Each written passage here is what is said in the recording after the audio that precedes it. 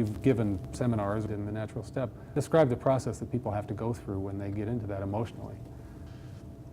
There are, during the journey, it has been lots of different kind of persons that is coming to this kind of trainings. Some of them are those who I would say are still in the denial room. And those who are in the denial room, they are those who are, you can hardly have them accepting anything what you're saying. What you can do is to give them some kind of examples of what kind of challenges we have to meet, and try to in the end have them convinced of that it's impossible to go further. Nowadays I would say that hardly no one is in the denial room any longer, because everyone worldwide is somewhere more in the confusing room, where they're looking for is there any hope at all for all the challenges that we have to meet.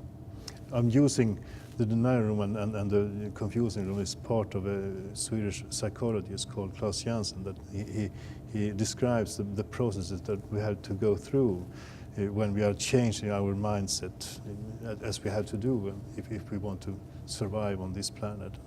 And the confusing room, my grandfather was a preacher. The confusing room, it's the perfect target groups for preachers. If people are confused, they are also open-minded for new way of thinking. So the difficult for me as a trainer is, if you have people in the denial room, you must actually have them go through the confusing room. So you must confuse people before you can actually talk about solutions, and that's a tricky part of being a trainer. But as I said, nowadays it's the good thing is that we have this global awareness, and it means it's much easier to talk about solutions today than it was just a few years ago. How long do you think it takes somebody to move from denial into a readiness to take action, just physically in terms of time? Difficult to say. It differs from person to person, but I've seen people going through this process. It might take years before they go through because it's somewhere. The confusing room is also a room where you are what do you call it in English?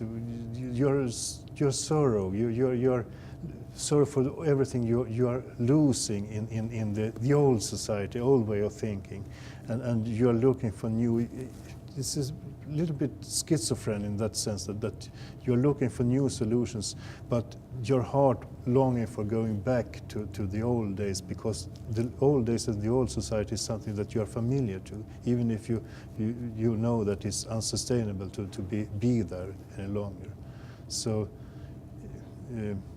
it can take a week, it can take the whole life. Somewhere will remain in the confusing room for the rest of the life, unfortunately.